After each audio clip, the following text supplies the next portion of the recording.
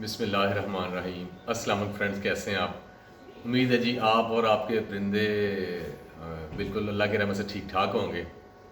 अच्छा जी, आज का जो मेरा टॉपिक है वो है जो लहसुन, जिसको हम इंग्लिश में गार्लिक कहते हैं, थोम भी कहा जाता है इसको, इसकी इफादियत के बारे में कि ये इसका जो हम बर्ड्स के लिए ये कितना अफेक्टिव है, ठीक है, इसके क्या क्या फ़ायदे हैं और इसको देना कैसे है।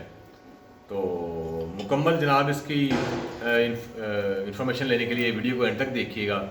सबसे पहले मैं आपको ये बता देता हूँ कि इसके फ़ायदे क्या हैं। सर, ये इसमें बेसिकली पॉलीसल्फाइड होता है, ठीक है, जो कि खून की नालियाँ उसमें जो ब्लॉकेज हो जाती है, ठीक है, उसमें अगर कोई क्लॉट्स बन जाते हैं या कहीं पे क्लॉट्स बन रहे होते हैं या ब्लॉकेज हो चुकी होती है, तो उसकी ओपनिंग के लिए जो है ना, ये उसको क्लियर करने के लिए ये बहुत इफेक्टिव है।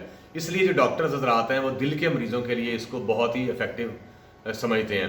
इसके अलावा इसमें एक एलिसन एलिसन नामी कंपाउंड होता है इसमें इसके अलावा सल्फ़र होता है। ये तमाम चीज़ें जो हैं ये बर्ड को जो एंटी फंगस और बैक्टीरियल इन्फेक्शन जो हो जाते हैं, वायरसेस वगैरह, उनसे बचाने के लिए ये एक ऑर्गेनिक और नेचुरल वे है कि जिनसे आपके जो बर्ड्स हैं जनाब वो महफूज रह सकते हैं। तो मैं आपको ये भी बता चलूँ कि इसमें अगर आप इन बर्ड्स को आप ये यूज़ करवाते हैं तो इससे उनके सांस के जो मसाइल हैं, अगर रेस्पिरेटरी इश्यूज़ हैं, वो इससे मतलब के दूर हो जाते हैं और रिकवर हो जाते हैं। और अगर आपका जो बर्ड है वो मौसम जैसे चेंजेस की वजह से नज़ला ज़ुकाम का शिकार हो जाता है, समटाइम बर्ड सुस्त होकर बैठ जाता है, तो उसके लिए ये बहुत इफेक्टिव है। इसके अलावा बर्ड समटाइम ज़मीन से गंदा दाना खा लेता है, वो बंदा ये समझता है कि पता नहीं यार इसको क्या इन्फेक्शन हो गया, क्या इसमें बैक्टीरिया जो चला गया, तो वो उसके लिए भी ये जो है ना लहसुन है, थोम है, ये बहुत ही इफेक्टिव है, बहुत ही फ़ायदेमंद है। इसके अलावा इसके बहुत से जो और भी इसके फ़ायदे हैं। इसके लिए जो बर्ड्स की जो स्किन है उसके लिए बहुत अच्छा है, उनके फीदर्स के लिए इसमें न्यूट्रिशन फैक्टर बहुत अच्छा है। इसमें जो न्यूट्रिशन है वो इसमें जो कैलोरीज हैं वो 149 कैलोरीज। अगर मैं आपको बताऊं कि 100 ग्राम का अगर मैं पेस्ट बनाता हूं तो मैं आपको उसकी कंपोजिशन बताने लगा आपको कि 100 ग्राम के लहसुन का मैंने पेस्ट बना लिया, उसमें जो उसके इंग्रेडिएंट्स होंगे वो क्या क्या है, उसमें जो कैलोरीज हैं वो 149 कैलोरीज होंगी। उस लिहाज से ये बहुत ही न्यूट्रिशन का हामिल है। ये फैट्स इसमें बिल्कुल सिर्फ 0.5 इसमें ग्राम्स हैं। कोलेस्ट्रॉल इसमें बिल्कुल 0% है। प्रोटीन कितने ज़रूरी हैं, आप पता है कि इंसानों के लिए भी परिंदों के लिए भी इसमें जो प्रोटीन की मिकदार पाई जाती है वो 6.4 ग्राम पाई जाती है। कार्बोहाइड्रेट्स इसमें पाए जाते हैं जी वो 33 ग्राम्स हैं। इसके अलावा इसमें डाइटरी फाइबर जो है वो 2.1 ग्राम होता है और शुगर इसमें 1 ग्राम पाई जाती है। अगर हम बात करते हैं इसके जो उस एलिमेंट की जिसमें कैल्शियम है, विटामिन है, तो उस हवाले से इसमें जो सोडियम पाया जाता है वो 17 मिलीग्राम पाया जाता है 100 ग्राम के पेस्ट में। जो पोटाशियम है वो 401 यानी कि 401 मिलीग्राम है। इसके अलावा जी इसमें जो विटामिन ए पाया जाता है वो 0.2%, यानी कि हमारी बॉडी को, बर्ड्स की बॉडी को जो पूरे दिन में जो विटामिन ए रिक्वायर्ड है उसका 0.2% जो है ना वो आप लहसुन से मिल सकता है। इसके अलावा कैल्शियम हम किस तरह मतलब उतनी चीज़ें उनको खिलाते हैं, आर्टिफिशियल मेडिसिन और पता नहीं क्या क्या करते हैं, 14% तक कैल्शियम जो है ना वो इसमें पाया जाता है 100 ग्राम के पेस्ट में। इसके अलावा इसमें जो आयरन है, आयरन की कमी आपको पता है कि बर्ड्स की ब्रीडिंग के लिए बहुत नुकसानदेह साबित हो सकती है, इसलिए आयरन इसमें 9.4% पाया जाता है। ठीक है, तो अब आते हैं जी इसके इस्तेमाल की तरफ। इसको हम दो तरह से इस्तेमाल कर सकते हैं जी। एक तो ये है कि जी जैसे मैंने ये ले लिया, इसके बाद मैंने इसको यहाँ से इसका जो है ना इसको कवर कर लिया। आपको पता है ये हमारे हर घर की ज़रूरत है, हमारे अल्लाह का शुक्र है हर घर में ये पाया जाता है। सबसे ज़्यादा दुनिया में इसकी जो प्रोडक्शन है वो चाइना में है और सेकंड नंबर पे जनाब इसकी जो प्रोडक्शन है वो फिर वो पाकिस्तान और इंडिया में है। ये जनाब मैंने इसको बिल्कुल अब ओपन कर लिया। अब आप इसको ऐसे कर सकते हैं, ठीक है। इसके अलावा आप इसके अब बना सकते हैं जी 4 पीसेस। अब अगर किसी तो बर्ड को नज़ला ज़ुकाम है, ऐसा मामला है, तो आप उसको ये डायरेक्टली भी जो है ना चौथा हिस्सा, ये डिपेंड करता है कि आपका थोम का साइज़ क्या है। तो मैं तो वैसे देसी थोम जो है वही रिकमेंड करता हूँ। देसी नहीं भी मिलता तो ये दूसरा फार्मी थोम मिलता है, इजीली बाजार में अवेलेबल है, वो भी बहुत उतना ही इफेक्टिव है और बहुत फ़ायदेमंद है।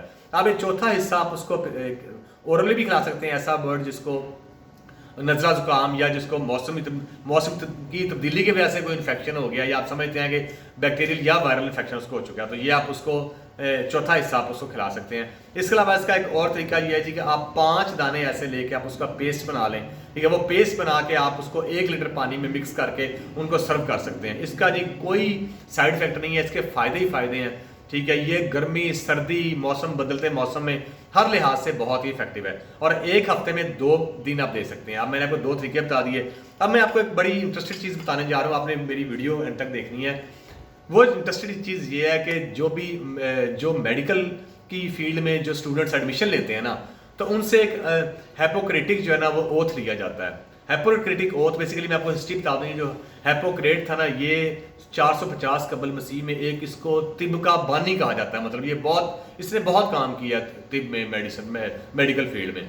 तो बेसिकली वो भी लहसुन की इफादियत पे बहुत ज़्यादा जोर देता था। वो कहता है यार आप इसकी इफादियत को समझो, हम लोग जो इतने हज़ारों रुपए के मल्टीवाइटामिन और कैल्शियम और जनाब वैक्सीन और इतनी चीज़ें परचेज करते हैं, तो ये जो ऑर्गेनिक और नेचुरल सोर्स है, वो कहता था अब इसको भी जनाब इसकी आफादियत समझो और इसको भी यूज़ किया करो, खुद भी और अपने बर्ड्स को भी यूज़ कराया करो।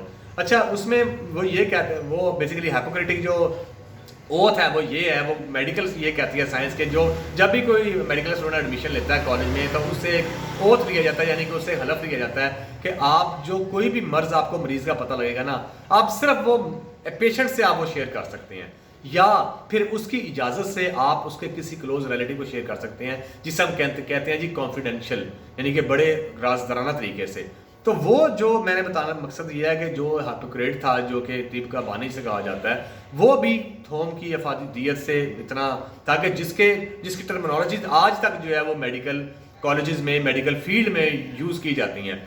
इसके अलावा जी इसका जो अगर बात करते हैं तो इंसानी जो सेहत है, जो अगर कोई खुदा न खास्ता दिल का मरीज़ है तो डॉक्टर उसके लिए भी रिकमेंड करते हैं। और अगर नहीं भी है तो हम लोग क्या करते हैं कि हड्डियाँ में इसको इतना मतलब कि कर देते हैं, सुरख करके ब्लैक करते हैं, ब्राउन कर देते हैं कि उसकी अफादियत जो है वो बहुत हद तक ख़त्म हो जाती है। आप इसको पेस्ट बना के, अब जैसे चटनी बनती है पुदीना की, उसमें चटनी में थोड़ा पुदीना मिक्स करके उसको चटनी के तौर पर भी यूज़ कर सकते हैं। इसके अलावा भी आप इसको पीस के आप इसका पेस्ट और सालन के ऊपर भी यूज़ कर सकते हैं। तो ये जी मेरी आज की वीडियो थी, उम्मीद है आपको पसंद आई होगी। तो पसंद आई तो फिर लाइक भी कीजिएगा, और मेरी ऐसी वीडियोस जो कि आप समझते हैं कि आपके किसी रिलेटिव के लिए बेहतर है, आपका फ्रेंड कोई कुलीग है जो कि बर्ड की फील्ड से है या जिसको वैसी इन्फॉर्मेशन का शौक है ऐसे, तो प्लीज़ उनसे भी शेयर किया कीजिए।